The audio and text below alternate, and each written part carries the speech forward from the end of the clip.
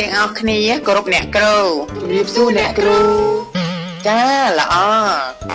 មកកុំឲ្យខាតពេលវេលាយូរចាប់ដើមរៀនតែម្ដងណាយើងនឹងបញ្ចប់មេរៀនហើយយើងនឹងប្រឡងនៅចុងម៉ោងអូអ្នកគ្រូ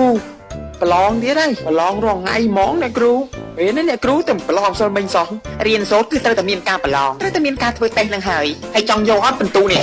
អីទេអ្នកគ្រូតែអ្នកគ្រូប្រឡងវាដែរថាមិនធ្វើទេអ្នកគ្រូអាងតែខ្លួនឯងឆ្លាតប្រឡងមិនដែរធ្លាក់តែអ្នកគ្រូប្រឡងពួកឯងធ្លាក់ទៀតហ្នឹងមេនឹងឯងចុះមិនខំរៀនទៅម៉ាចាប់ផ្ដើមមេរៀនតែម្ដងអ្នកគ្រូយ៉ាងម៉េចទៅបងដែរកវលអ្នកគ្រូទិញណាអ្នកគ្រូស្អាតណាអ្នកគ្រូត្រូវនិយាយរឿងបែបហ្នឹងនៅក្នុងថ្នាក់រៀនមែនទេនេះម៉ោងរៀនណាបងបឹងកេងកងអ្នកគ្រូដើរទៅអ្នកគ្រូថាតែទិញម្ហូបហ្នឹងណាតែដើរទៅដើរកាត់ទូខ្លាវ៉ែតអ្នកគ្រូក៏ចាប់អារម្មណ៍កវលហ្នឹងស្អាតណាស់មានដល់7ពណ៌ណោះហើយខ្លាវ៉ែតហ្នឹងលក់មួយគូដល់10000អ្នកគ្រូចង់ទិញ7ពណ៌ហ្មងប៉ុន្តែ7ពណ៌វាអស់ឡើង70000ណោះអ្នកគ្រូក៏សាកតលោកមើល65000លក់អត់គេយល់ព្រមលក់ឲ្យគេចង់ឲ្យអ្នកគ្រូអញ្ចឹងអ្នកគ្រូក៏ទិញទាំង7ពណ៌មកអញ្ចឹងអ្នកគ្រូថាយកមកអ្នកលក់ក៏ចិត្តល្អដែរតា7ពណ៌គ្រប់មួយអាទិត្យហ្មងកូនហ្នឹងហើយស្អាតអ្នកគ្រូអ្នកគ្រូចាមិញពេលអ្នកគ្រូដើរចូលមកបន្ទប់ខ្ញុំឃើញហើយពលឺអីចាំងពាកខ្សែកអ្នកគ្រូមែនអត់អ្នកគ្រូប្អូនអាចពេកណានេះពេកណាអូហូចាំងភ្នែកទេអ្នកគ្រូពិបាករោនណាគឺមានតែមួយ limit edition ណាឃើញអត់ពលឺភ្លឺផ្លេកតម្លៃ60000ថ្លៃណាតែពេលដេកអ្នកគ្រូមិនដោះចេញផងមានតើអ្នកខ្សែភ្នែកល្អម្លេះពេលអ្នកគ្រូទិញហើយទៅដល់ផ្ទះអ្នកគ្រូលោមើលល្មមដៃត្មងអ្នកគ្រូក៏ថា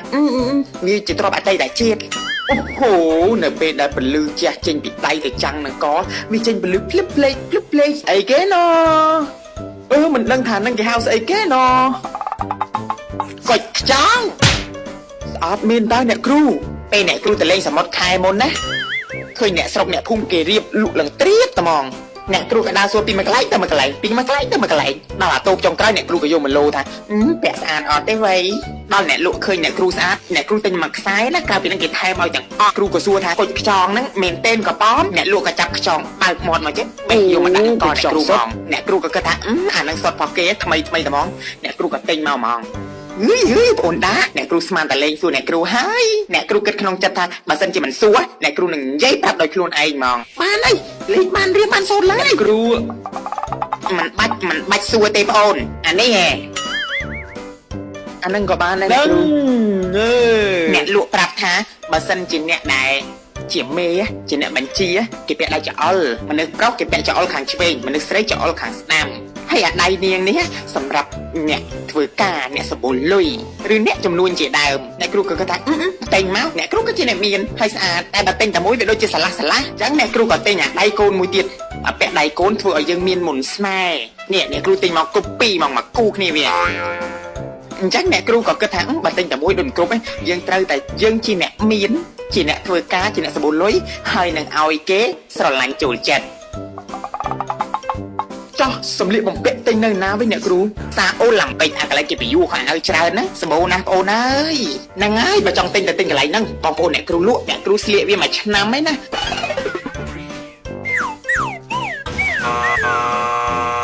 អូយដល់ម៉ោងបាត់ស្ដាយមិនទាន់បានរៀនផងមិនអីទេបងប្អូនអញ្ចឹងចាំថ្ងៃក្រោយហ្មងទៅចាំយើងបញ្ចប់មេរៀននៅពេលដែលបញ្ចប់មេរៀនហើយចាំយើងប្រឡងហ្មងណាបងប្អូនទាំងអស់គ្នាជម្រាបលាអ្នកគ្រូរបស់គេល្អអញ្ចឹងហើយបងអូនចង់ស្គាល់ខ្ញុំអត់បើចង់ស្គាល់ចូលរួមលេងជាមួយនឹងនាងខ្ញុំទាំងអស់គ្នាណា